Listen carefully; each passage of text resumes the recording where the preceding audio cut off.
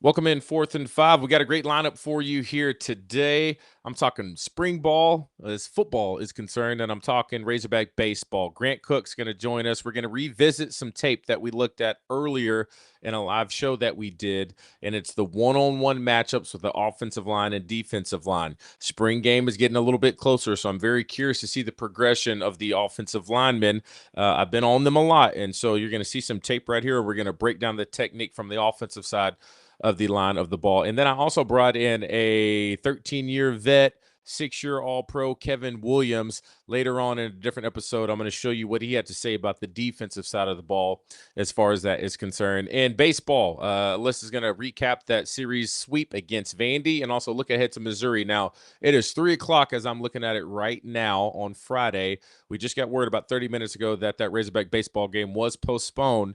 And so look for a doubleheader come Saturday or even potentially Sunday. Just going to depend what the weather has up to offer. So once again, this was from a show that we did earlier live, and we know it's hard for y'all to catch it live. So I wanted to make sure we repost this segment of the one-on-one matchup between the offensive line and the defensive line as we get geared up for once again sitting back and let Grant cook. Go ahead and start talking about some of this tape. All right. So what we did, I went out to practice. I got a chance to watch one-on-ones. You can see it right here. We got the guys geared up. This is going to be our transfer, Grant. And so let's go ahead and get into the tape. What's your first initial thoughts about good old Corey Robinson? Yeah, I think he's proven himself at Georgia Tech. So great transfer, quality guy coming in, and we want to see him take that step in the SEC, right? We watched some tape last show with him against Georgia. So the talent is there. But we'll jump into these one-on-ones, and we'll point out a few things. You're going to see some repetitive things, both bad and good. But we'll jump into this first clip, and I want to talk about footwork. All right, that's my first thing here is in one-on-ones, you really don't want to see – I think we're going to run it back. There we go. So first step, right? We always talk about first step.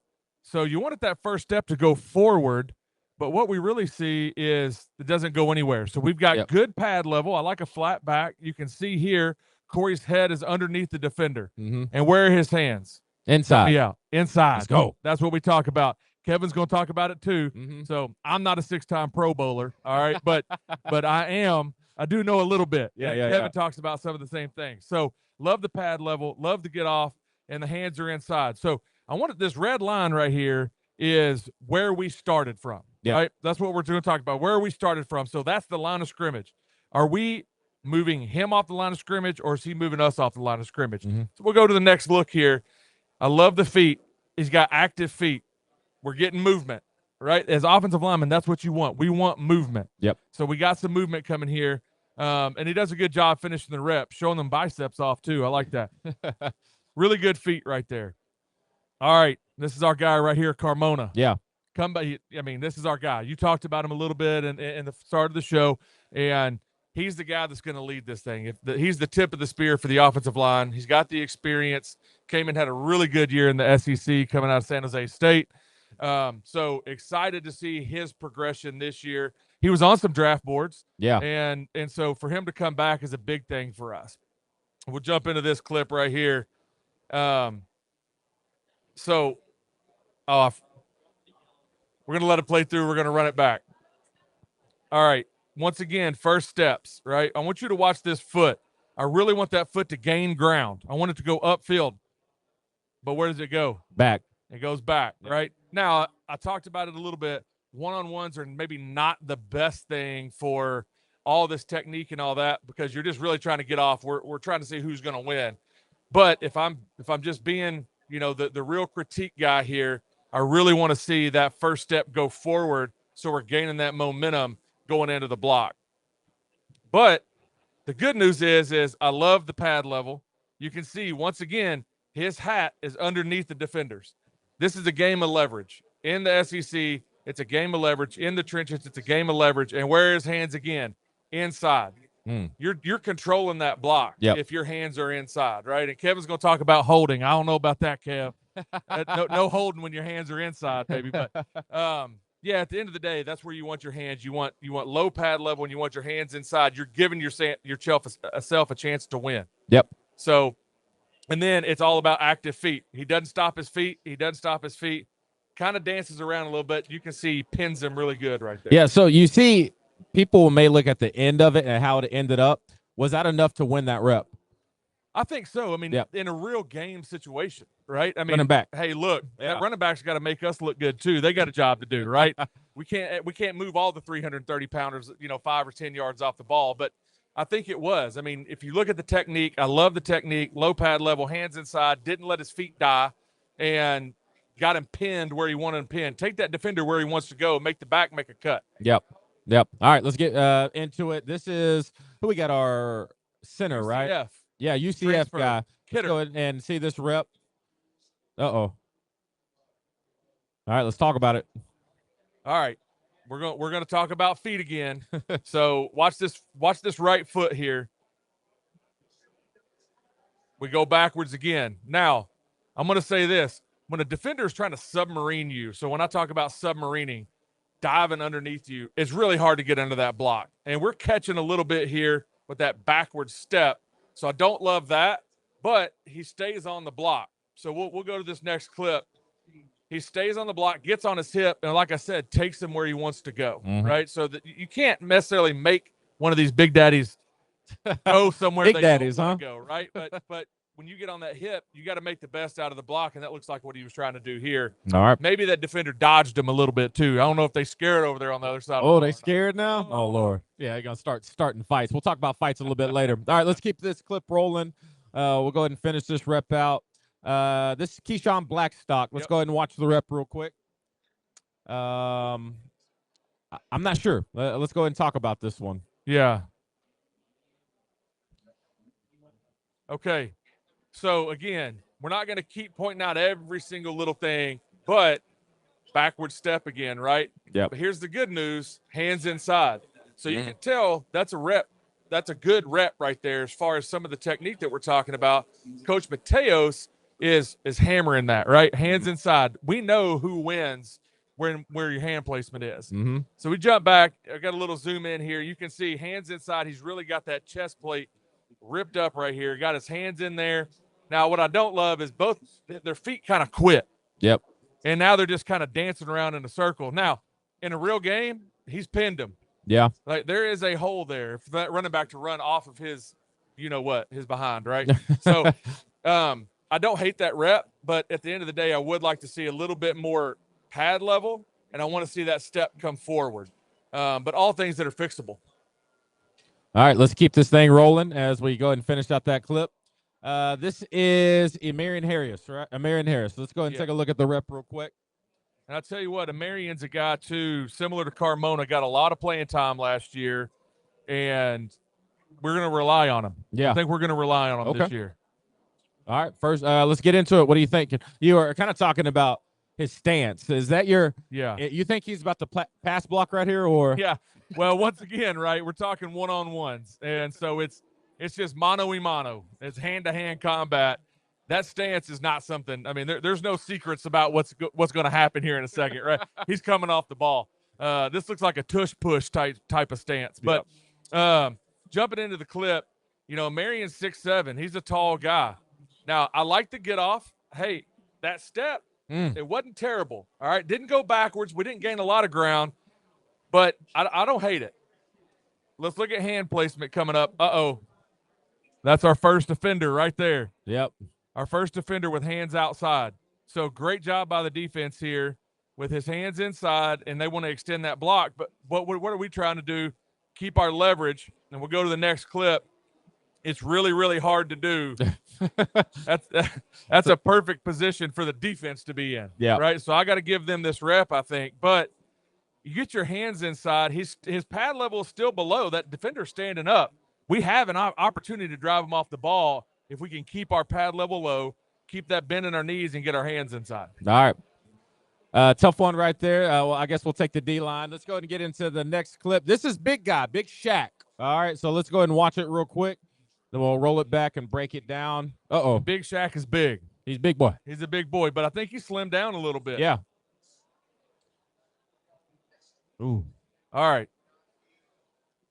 DJ, I'm going to kick it to you. What in your mind in this clip right here, and I know it's, we got some people in the way or whatever, but you can tell.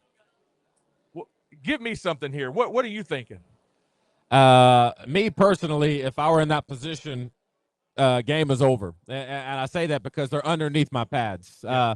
Me being a much smaller guy, I had to play with leverage. I already have a head start because I'm a little bit shorter, but that was my only chance that I would have is to and I'll give him this. I'm not 6'8", so Yeah. it's very difficult to get under those guys, but he's going up against a guy who's maybe 6'5", 6'6", and so it's almost mano a mano. But once again, first step, coming off the ball.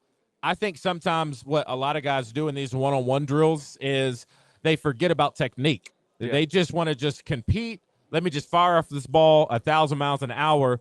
But the thing is, Grant, in competitive periods, you have to focus on the technique. Right. Because the technique needs to become second nature to where when you're in the game and you're playing against these monsters, that's going to be the only thing that allows you to have a chance to win that battle. So I know these are one-on-ones. I'll also say this, too. This was the very first thing they did when they came out of warm-ups. All right, so we're warming up, we're stretching. Boom, 1,000 miles an hour, one-on-ones. All right, but sometimes that's what it takes. You're sitting on the bench in a game, change of possession, turnover, get out on the field. What happens the first play? That's usually the time when a team is going to take a shot. The sudden change of possession, and so relying on your technique and knowing that these little things matter. Now, like I said, we've seen one practice. This is just one rep. This isn't saying anything of what we think about what this player is going to be for the entirety of the year. But I think what separates teams who win 7, maybe 8 games to teams that are going to be pushing 9 or they're pushing a playoff berth, little things like this matter. Yep. And so forgive me if I seem like I'm being nitpicky. I just have extremely high standards, and I believe every person that wears that hog on their helmet should have extremely high standards. So when it comes to this nitpicky stuff, the ish matters, and so it kind of gets me a little fired up a little bit, but I just want to see this program move in the right direction, and it's going to be about the little things, in my opinion. I agree. And I think you touched on a couple of things. The higher the standards, if you fall short, you're still up there. Yeah. So set those standards high, man. Go after it. And then in these drills, now one-on-one's great point there. Yeah. That everybody just kind of abandons everything defensively as well. And it's like, hey, who is the man, right? I'm jumping out here. I'm going to go after it. But the technique's what's going to win the battle. Yeah. All right, let's go and take a look at the next one real quick. Let's go back to the center. Oh, this is Edmonton. Yeah, Sorry. Edmonton. Okay. So all right. Backup center. All right, let's take a look at the clip. What we got? Oh yeah. Oh yeah. Hey now. I like it. Hey. I like it. Okay. I'm gonna talk about this one. Yeah, we got to talk about this. All right, here we go. Let's see off the ball. What do we got? There we go. First step. All right, now they're matching pad level, but his hands are inside. Yeah. So, if you got like two of the 3 legs of the stool, you got an opportunity to win. Yeah. And right here, I mean, you can see it. He just drives him off the ball. Uh-huh. I really, really like his pad level. I like his, and now he stays on the block. Now, now defense comes back. Now keep going. Oh yeah, I can pull that back up. Yeah. Watch this. Here we go. Here's the reaction. Yeah, Hey now. There we go. Come All back. Hey, you can't. You know the rules out there, right? Now I don't expect a fight to happen from that. It just kind of takes us back to, I like that he responded to, I know we're out here and we're on the same team, but you ain't finna punk me like that. Yeah, exactly. And you can't be. No. And I mean, there were days, now we get into summer camp, we've all been together almost 24 hours. You get tired of seeing each other for 2 weeks. It's like we're all brothers at that point, but brothers fight. And that, if that happened in August, there'd be about 50 on 50 red versus white out there.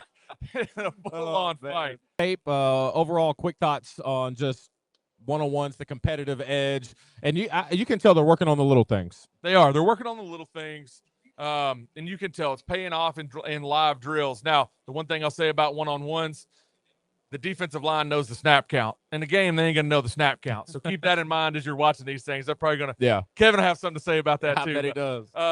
But that's a very offensive line thing to say. But they're working on the little things. I see progression. So I'm encouraged with what I've seen here through the first few days of spring practice.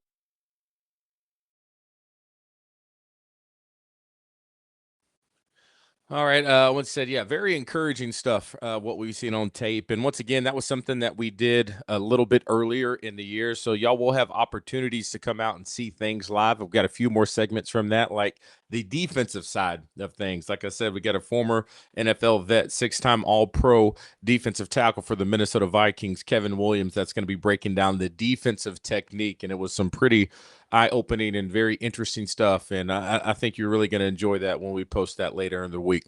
All right, let's keep this thing rolling.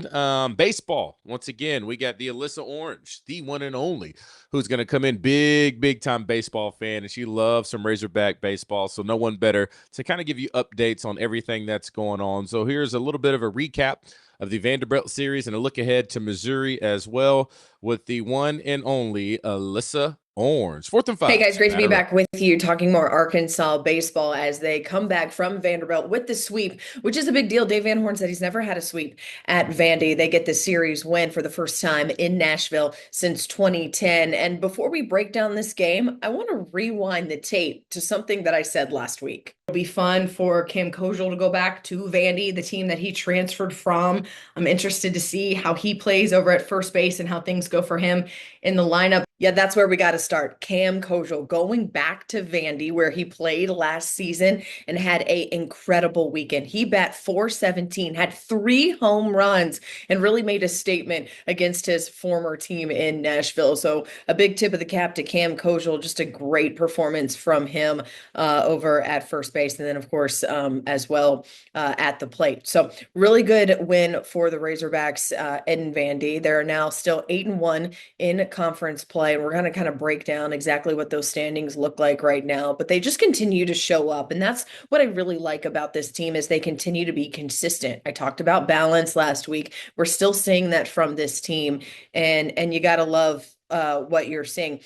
Then they go down to Little Rock, and playing at Dickey-Stephens Park is always fun because it's a chance for those fans down in Central Arkansas to see these guys if they can't come to the Hill a lot. And I got to give a shout out to the crowd that came out. Over 9,000 people came out to that game on Tuesday at Dickey-Stephens Park. Arkansas gets the win over Grambling 7-2, and a really solid performance, and one where DVH said after the game, these guys are tired. It was an emotional win over the weekend at Vandy. I'm a little tired. I can tell those guys are tired. I'm just really proud of them for stepping up and showing up here and getting the win pretty handedly over Grambling.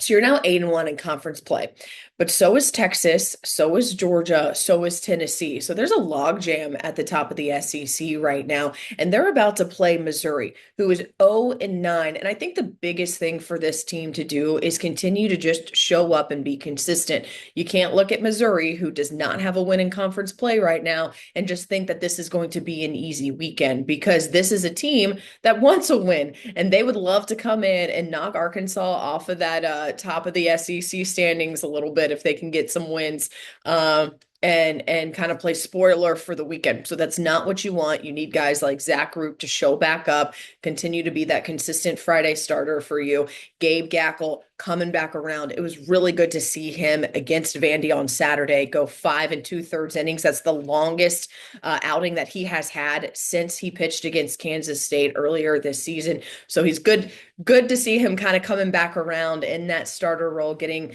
a little bit more comfortable with what he's doing there on the mound and not coming out of the bullpen like he was doing his freshman year. So a lot of good things going on for this team right now. And I got asked this earlier this week.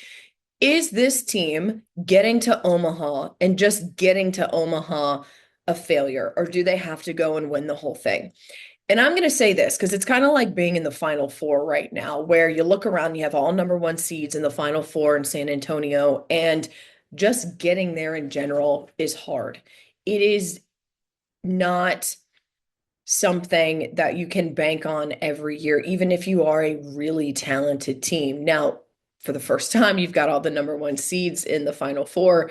That I think speaks to some other things like the talent that they brought in, the money they had for NIL to bring that talent in.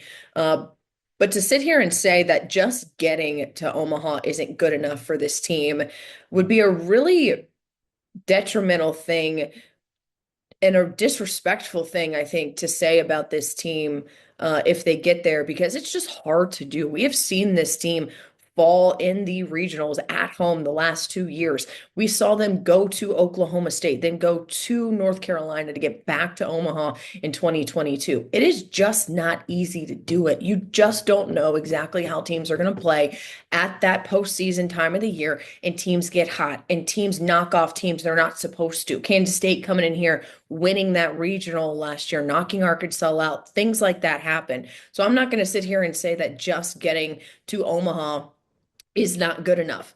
Do you want to see Arkansas win a national title? Absolutely. Does this team have the capability to win a national title?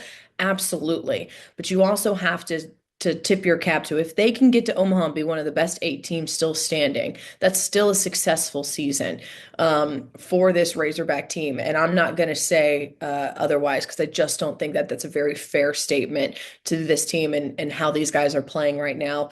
And take anything away from the successful season that they've had. So far, there's a lot of baseball left to be played. It's a very exciting time to be watching this team right now. I think we all needed it, right? Like, basketball kind of had a little bit of lulls, and then they got things going in the postseason. Football was tough and struggled at times, but this baseball team has been consistent, knock on wood, and it's been really fun to follow along. As I mentioned, a lot more baseball left to play. All right, before I go, a quick shout out to Andrew Benintendi, home run number 100 in the major league. So congratulations to him and the White Sox. That's a big deal. 100 home runs. All right, guys, I'll see you next week. All right, always appreciate you, Alyssa, for everything you do in that baseball coverage. And once again, if you have any questions for Alyssa, all you have to do is leave those in the comments. And once again, best thing to keep this thing rolling as we have our off-season edition of 4th and 5. Like, subscribe, share. We have a big plan for football season. So when it comes to what I really do believe is going to be some of the most in-depth, engaging content of following this football team from start to finish, 4th and 5, we're going to try our best. There's a lot of other people out there that do some amazing work. Some I'm really big fans of. I just really feel like we're trying to have a different approach and give, I guess, an analysis of the game that may give our viewers an opportunity to see it from a different perspective. And so very excited for some plans that are coming. But as always, what helps with that and what helps makes that possible is continue to get some subscribers. So please hit the subscribe button, share this with your friends, comment, the engagement. It all matters. But regardless, I'm super, super excited about our plan for the off season. And we're going to start tapping into the high school football market as well. So all you little guys out there that think you little bit of this and a little bit of that, and which some of you are. I've seen some of these players, and Arkansas has some real talent, which we need to keep. Talk about that later. We're going to really start having a 4th and 5 edition for the high school level, and hopefully, if everything works out, some camps, some invite camps are in the works. We're going to start having a website with some more rankings and other forums where people can have usernames and start posting and blogging. I mean, we're really going to take it to the next level. Very super excited about all that. But thank you all so much for watching 4th and 5 here today. And once again, we're going to be rolling out some stuff you may have missed when we do our live shows. Also going to give you information what we're going to try to do for the spring game, okay? So the more we can build this up and the more we can get a little bit of fill-in, like we can get some of our viewers out for the spring game, we want to post up and do a live show before the Arkansas spring game. An opportunity, I'll get a couple former Razorbacks out there, sign some autographs, have fun with the kids, have fun with the fans, and also do some 4th and 5 pre-game for those Razorbacks as well. Like I said, we got a lot of things in the works, and I'm really excited for all y'all to be a part of it. Appreciate you as always. Y'all have a great day. And like I said, today is a day where severe weather is going across the state. So if you're watching this here on Friday or Saturday, please be safe out there. Flooding's a serious thing. Turn around, don't drown. Please listen to your meteorologist. Please take him serious. And y'all be safe out there. We'll catch y'all next time. As always, appreciate y'all. You're watching 4th and 5.